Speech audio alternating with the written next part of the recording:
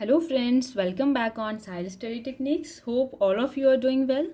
So yesterday we studied Polity First Class targeting the female supervisor exam, in which we study about Constitution, feature, preamble and schedule.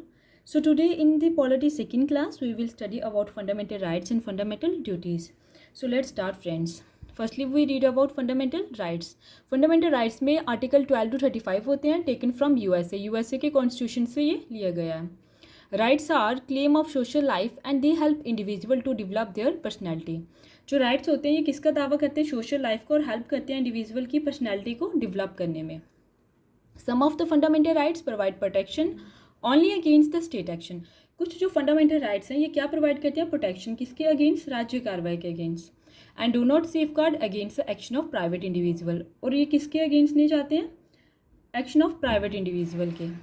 The fundamental rights are guaranteed and protected by the Constitution to all person without any discrimination. ठीक है, fundamental right सबके लिए है, इसमें कोई discrimination की चीज़ नहीं है. ठीक है, किसी के लिए भी कोई डिस्क्रिमिनेशन नहीं है. The fundamental rights are describe in article 12 to 35 part 3 of Indian constitution. Fundamental right कौन से पार्ट में डिस्क्राइब किया गया है? पार्ट 3 ऑफ इंडियन कॉन्स्टिट्यूशन में. ठीक है, और फंडामेंटल राइट्स में कितने आर्टिकल होते हैं? 12 to 35. नेक्स्ट है ओरिजिनली फंडामेंटल राइट्स वर 7 इन नंबर्स. ओरिजिनली अगर देखा जाए फंडामेंटल राइट्स 7 हैं. ठीक है, जिसमें right to equality first number पे, सेकंड पे राइट टू फ्रीडम है, थर्ड पे right again exploitation, fourth right to freedom of religion, fifth culture and education rights, sixth right to property and seventh is right to constitutional remedies. One by one हम सभी को read out करेंगे. सबसे पहले article 12 में क्या define किया है? स्टेट के बारे में. नेक्स्ट है हमारा फर्स्ट राइट टू इक्वालिटी, जिसमें आर्टिकल 14 to 18 है. ठीक है, article 14 state shall not deny equality before law. Law does not differentiate. ठीक है, लॉ किसी के लिए अलग नहीं है. Equal protection of law mean positive discrimination, किसी में कोई भेदभाव नहीं किया जाएगा. रिच हो पुअर हो, जो भी क्राइम करेगा उसे उसकी जो सज़ा है वो मिलेगी. ठीक है, नोट है इसमें equality before law not applicable to president and governor. Equality before law किस किस पे एप्लीकेबल नहीं होगा? एक प्रेसिडेंट पे और एक गवर्नर पे. ये बहुत इंपॉर्टेंट है, ये याद रखना. ठीक है, इसमें ये इसी टाइप के क्वेश्चन पूछ लिए जाते हैं. जैसे आर्टिकल 14 किन पे एप्लीकेबल नहीं होगा. ठीक है, नेक्स्ट हमारा article 15 state shall not discriminate citizen on the basis of religion, race, caste and sex. ये आर्टिकल हमें बताता है कि किसी भी सिटीजन के साथ कोई डिस्क्रिमिनेशन नहीं हो सकता है. किसके बेस पे? रिलीजन के बेस पे हो, चाहे रेस के बेस पे हो, कास्ट के बेस पे और सेक्स के बेस पे हो. State can make special provision for women and children. और यहाँ पे स्टेट ने स्पेशल प्रोविजन बनाया है वुमेन्स के लिए और चिल्ड्रंस के लिए. जैसे state can make special provision for socially and educationally backward classes. Backward classes के लिए भी स्पेशल प्रोविजन बनाए हैं. First backward commission 1953 Kalekar committee. ठीक है, सेकंड जो बैकवर्ड कमीशन था 1971 में आया मंडल कमीशन. एंड थर्ड जो बैकवर्ड कमीशन था 2017 में justice G Rohini committee. Next हमारा आर्टिकल है 16, जिसमें गवर्नमेंट जॉब रिजर्वेशन के बारे में बताया गया है. Equality of opportunity in matter of employment under the state. सभी को इक्वल अपॉर्चुनिटी है. ठीक है, जॉब में. It also provide reservation of seat in promotion for the schedule caste and schedule tribes. ये शेड्यूल कास्ट और शेड्यूल ट्राइब्स के लिए अलग से सीट रिजर्वेशन करता है. नेक्स्ट है आर्टिकल 17 अवॉइलेशन ऑफ अनटचेबिलिटी. ठीक है, ये अवॉलिश करता है अनटचेबिलिटी को. कोई लोअर कास्ट अपर कास्ट कुछ नहीं, सभी equal. Article 18 abolition of titles. ठीक है, it abolish the titles and make full provision that regard. Article 18 किसे अवॉलिश करता है? टाइटल को. सिर्फ मिलिट्री एंड एजुकेशन में मनाही नहीं कर सकते टाइटल की, अदरवाइज टाइटल नहीं होगा. नेक्स्ट है राइट टू फ्रीडम, जिसमें आर्टिकल 19 to 22 हैं. Article 19 it guarantees to all citizen the 6 right these are. इसमें 6 राइट्स हैं. फर्स्ट है right to freedom of speech and expression. आपको स्पीच के लिए फुल फ्रीडम है. राइट टू एग्जाम्पल पीसफुली, आप पीसफुली इकट्ठा कर सकते हैं. कोई यूनियन बनाना हो, आपको कुछ भी करना हो. नेक्स्ट है राइट टू फॉर्म यूनियन और एसोसिएशन और कॉपरेशन. आप अब खुद का कोई भी यूनियन बना सकते हो. ठीक है, जैसे अगर आपको कोई इंस्टीट्यूट ही खोलना हो तो आप खोल सकते हो. नेक्स्ट है right to move freely throughout the territory of India. आप इंडिया की टेरिटरी में फ्रीली मूव कर सकते हो. नेक्स्ट है right to reside and settle in any part of territory of India. India में आप कहीं भी सेटल हो सकते हो. नेक्स्ट है right to practise any profession और to carry on any trade occupation और बिजनेस. ठीक है, आपको प्रोफेशन में भी फुल राइट है, आप कुछ भी ट्रेड ऑक्यूपेशन कोई भी बिजनेस कर सकते हो. नेक्स्ट है, originally article 19 contain 7 rights but the rights to acquire, hold and dispose of property was deleted. Right to जो प्रॉपर्टी है ये डिलीट हो चुका है by the 44 amendment act of 1978, इसके अंडर ये एक्ट डिलीट हो चुका है। And then right to property become legal rights under article 300A, ठीक है। और राइट टू प्रॉपर्टी क्या बन चुका है, लीगल राइट बन चुका है, किस आर्टिकल के दौरान, 300A के दौरान। ये बहुत इंपॉर्टेंट है, ये कभी कभी ऐसे क्वेश्चन पूछ लिया जाता है कि right to property legal right किस आर्टिकल के अंडर है, तो 300A के, ठीक है। नेक्स्ट है आर्टिकल 20।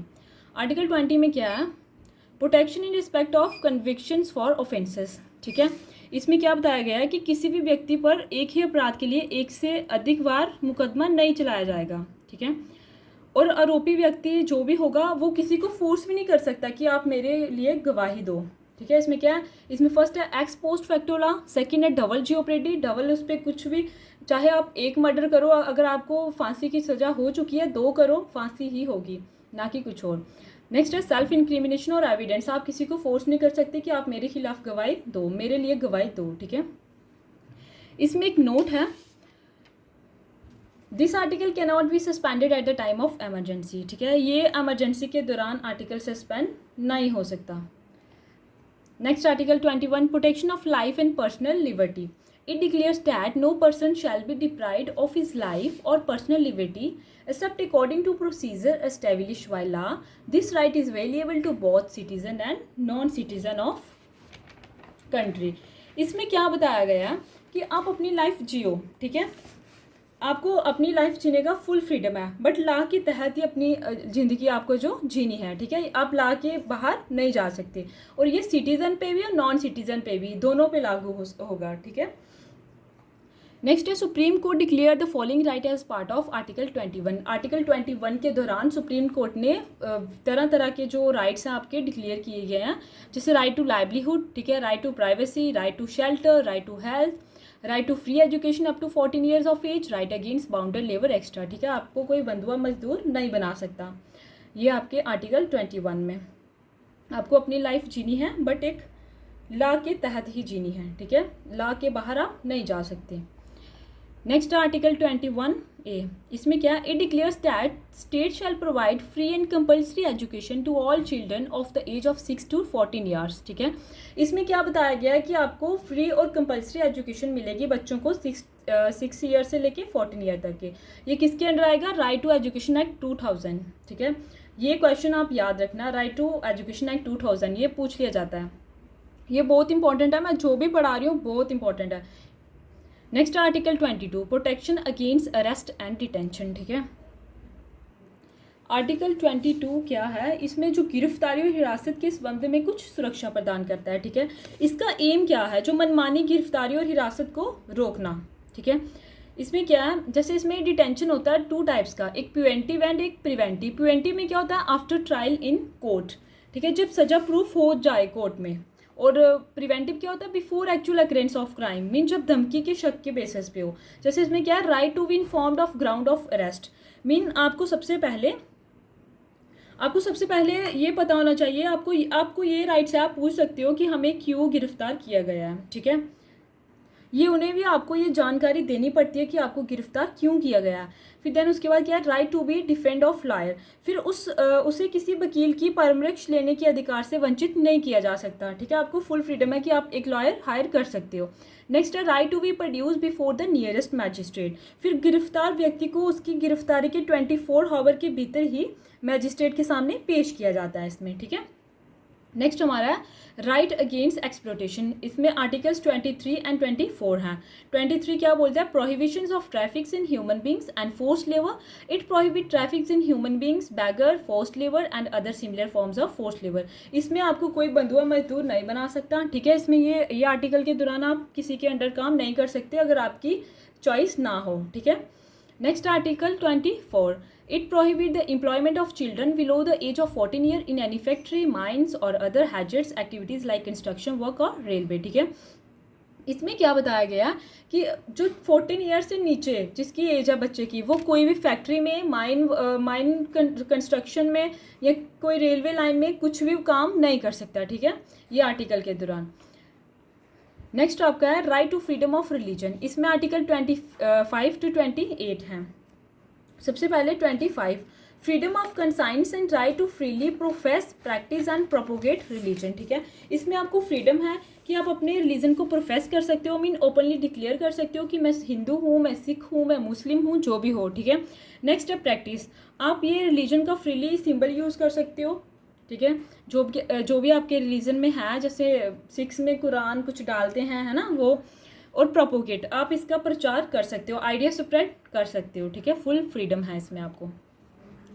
नेक्स्ट है article 26, freedom to manage religious affair, every religious denominators और any of its section shall have the following rights, ठीक है।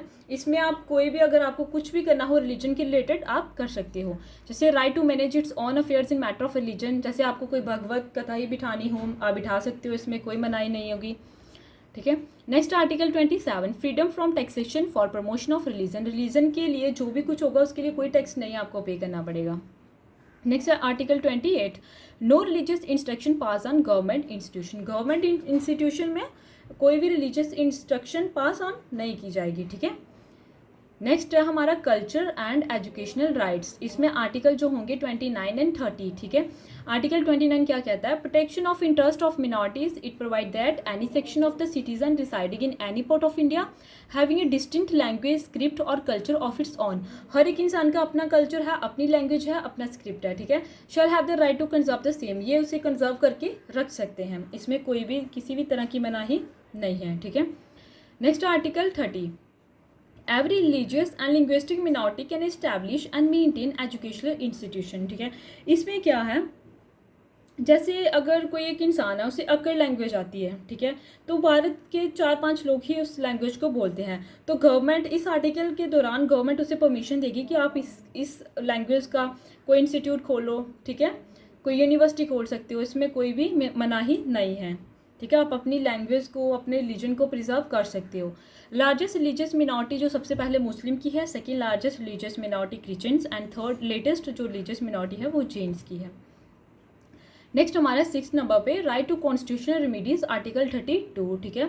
Doctor B R Ambedkar set article 32 is the heart and soul of Indian constitution, B R Ambedkar ने article 32 को क्या कहा है, heart and soul of Indian constitution. If our fundamental rights is violated then we directly go to Supreme Court, अगर हमारी fundamental right छीने जाते हैं तो हम डायरेक्टली कहाँ पे अपील कर सकते हैं, सुप्रीम कोर्ट में। Under article 32 supreme court and article 226 high court can issues writs of various form, ठीक है। 32 article and supreme court article 226 के दौरान हाई कोर्ट ने कुछ रिट्स जारी की हैं, ठीक है, कुछ आदेश जारी किए हैं। जैसे सबसे पहले आ जाएगी हमारी हैबियस कॉर्पस, ठीक है। इसको मैंने एक्सप्लेन नहीं किया है, मैं आपको ऐसे समझा देती हूँ मेनली, ठीक है। हैबियस कॉर्पस में क्या होता है, ये एक प्रकार का कानूनी आज्ञा पत्र होता है जिसके द्वारा किसी गैर कानूनी कारणों से गिरफ्तार व्यक्ति को रिहाई मिल सकती है, ठीक है। इसमें कोर्ट ऑर्डर देगा, हाई कोर्ट या सुप्रीम कोर्ट की बॉडी को लेकर आओ यहाँ, चाहे जिंदा चाहे मुर्दा, ठीक है। नेक्स्ट है मैंडमस, मैंडमस का मतलब होता है वी कमांड, ठीक है। इसमें क्या होता है कि ये रिट अधिकारियों को अपनी जिम्मेदारियों को निभाने का निर्देश देती है, ठीक है। इसमें आपको जो भी आपकी पब्लिक ड्यूटी है उसे आपको अच्छे से निभाना होता है। नेक्स्ट है प्रोहिबिशन, प्रोहिबिशन का मतलब क्या होता है, वी फॉरबिड, मतलब सुपीरियर कोर्ट अगेन होगा, इन्फीरियर कोर्ट को ऑर्डर देगा कि ये केस को स्टॉप कर दो इफ़ इसकी अगर इसकी यूरिडिकेशन कहीं आउटसाइड चल रही है, ठीक है। न्यायालय को अपने अधिकार क्षेत्र से बाहर निकलकर कार्य करने से ये रिट रोकती है, ठीक है। नेक्स्ट हमारी है सियाटरोरी, ठीक है। इसमें क्या होता है कि मामले की सुनवाई और डिसीजन के बाद ये सर्टियोरी रिट जारी की जाती है, ये इन्फीरियर कोर्ट के डिसीजन को रद्द करने के लिए जारी की जाती है, ठीक है। इसमें सुपीरियर कोर्ट इन्फीरियर कोर्ट को ऑर्डर देगा कि आप इस केस को स्टॉप कर दो, क्वैश कर दो या फिर खारिज कर दो, ठीक है। अब जो प्रोहिबिशन है और सर्टियोरियो रिट है, इन दोनों को क्या बोलते हैं, सिस्टर रिट, ये मैंने यहाँ पे नहीं लिखा बट ये इंपॉर्टेंट है, ठीक है। प्रोहिबिशन को और सर्टियोरियो रिट को क्या बोलते हैं, sister writ, mean inter court writs. Next हमारी लास्ट है क्यू बराटो, क्यू बराटो में क्या होता है, ये लास्ट रिट है जो कि ये रिट सुप्रीम कोर्ट या हाई कोर्ट किसी भी सरकारी व्यक्ति के खिलाफ जारी कर सकता है अगर वो व्यक्ति अपने कार्य क्षेत्र के बाहर जाकर कहीं कार्य करता है। सपोज एक पब्लिक एम्प्लॉय है, ठीक है, 60 एज है उसकी, और वो रिटायर होकर भी अपने ऑफिस में डेली जा रहा है, वहाँ पे वर्क कर रहा है, बैठ रहा है, ठीक है, तो उस व्यक्ति के खिलाफ supreme court quo warranto notice जारी करेगा कि आप किस अधिकार से बैठे हो, ठीक है। क्यू वारंटो का मतलब ही होता है वाई व्हाट अथॉरिटी, ठीक है। तो ये हमारी थी 5 रीड्स। नेक्स्ट हम अब स्टार्ट करेंगे fundamental duties. Fundamental duties, the fundamental duties in the constitution serve as the reminders to the citizen while enjoying their rights, they should also be conscious of their duties toward country. इसमें क्या बताया गया है कि ये आपको जागरूक करता है कि आपकी ड्यूटीज़ क्या हैं अपने कंट्री के प्रति। We have borrowed fundamental rights from constitution of USSR, ठीक है, यूएसएसआर से ये हमने बोरो किया गया है। नेक्स्ट हमारा है originally constitution did not contain fundamental duties. Originally constitution fundamental duties contain नहीं करता। In 1976 the fundamental duties of citizen were added by 42 constitutional amendment act 1976, ठीक है। ये इंपॉर्टेंट चीज़ें होती हैं, जैसे 42 कॉन्स्टिट्यूशनल अमेंडमेंट के दौरान फंडामेंटल ड्यूटीज़ को ऐड किया गया, ठीक है। ऑन द रिकमेंडेशन, किसकी रिकमेंडेशन पे? स्वर्ण सिंह कमेटी, ये भी बहुत इंपॉर्टेंट है, इसे भी आप याद रखना, ठीक है, स्वर्ण सिंह कमेटी के रिकमेंडेशन पे, ठीक है, ये याद रखना, स्वर्ण सिंह कमेटी की रिकमेंडेशन पे। Originally 10 fundamental duties were added in 2002, 1 more duties were added. ओरिजिनली जो थी 10 फंडामेंटल ड्यूटीज़ थी, बट अब 2002 से 11 हो गई हैं, ठीक है। कितनी हो गई हैं? अभी प्रेजेंट 11 है, जिसमें list of fundamental duties are, इसमें सबसे फर्स्ट नंबर पे क्या है? According to article 51A it shall be the duty of every citizen of India. 51A article के अंडर ये सब हर एक सिटीजन की ड्यूटी है कि to abide by the constitution and respect its steels and institutions the national flags and national anthem. आपको किसकी रिस्पेक्ट करनी है? अपने नेशनल फ्लैग और नेशनल एंथम की, ठीक है। To cherish and follow the noble ideas that inspire the national struggle for freedom. आपको नेशनल स्ट्रगल जो फ्रीडम के लिए जिन्होंने ये सब कुछ किया था, उनको, उनके आइडियाल्स को आपको फॉलो करना है। To uphold and protect and sovereignty, unity and integrity of India, ठीक है। आपको क्या करनी है? आपको संप्रभुता, एकता, ये भारत की अखंडता को बनाए रखना है। To promote harmony and spirit of the common brotherhood among all people of India, ठीक है। इसमें आपको तालमेल बनाए रखना और ब्रदरहुड की भावना को जागरूक ही रखना है। To defend the country and renders national service, आपको अपनी कंट्री की रक्षा भी करनी है, ठीक है। नेक्स्ट है to value and preserve the rich heritage of country composite culture, आपको अपने कल्चर को भी प्रिजर्व करके रखना है। To protect and improve the natural environment including forest, lakes, rivers and to have compassion for living creature, ठीक है। आपको क्या करना है? आपको अपनी नेचुरल इन्वायरमेंट को भी प्रिजर्व करना है, जैसे फॉरेस्ट हो गया, लेक्स हो गए, रिवर्स हो गए, एंड जो आपको जो लिविंग क्रिएचर्स हैं इनके प्रति एक दया करुणा भाव रखना है, ठीक है। To develop scientific temper, humanism and the spirit of inquiry and reforms, इसमें क्या आपको एक मानवता अपनाए रखनी है, पूछताछ की भावना, थोड़े रिफॉर्म सुधार रखने हैं। To safeguard public property and to observe violence, ठीक है, आपको पब्लिक प्रॉपर्टी का भी फुल ध्यान रखना है। To strive toward excellence in all sphere of individual and collective activity so that nation constantly rise to high level of endeavour and achievement, आपको हर एक फील्ड में बेस्ट करना है। चाहे आप एक एम्प्लॉय हो, आपको बेस्ट एम्प्लॉय बनना है। अगर एक आप फादर हो, आपको बेस्ट फादर बनना है, ठीक है, बेस्ट बनना है हर एक चीज़ में। नेक्स्ट है to provide opportunity for education to his children और ward between the age of 6 and 14 years, this duty was added by the, ये एजुकेशन वाला किस ड्यूटी से ऐड हुआ था? 86 कॉन्स्टिट्यूशनल अमेंडमेंट एक्ट 2002, ठीक है। तो हमारी फंडामेंटल ड्यूटीज़ भी ख़त्म हो चुकी हैं। तो आज के लिए हम इतना ही रखेंगे। Thank you friends, please like, subscribe and share. And friends, your like, subscribe and share is a big motivation for me. So please like, subscribe and share. And in the tomorrow class, we will study directive principles of state policy. Then our polity will be completed, which was very important for supervisor exam. So thank you.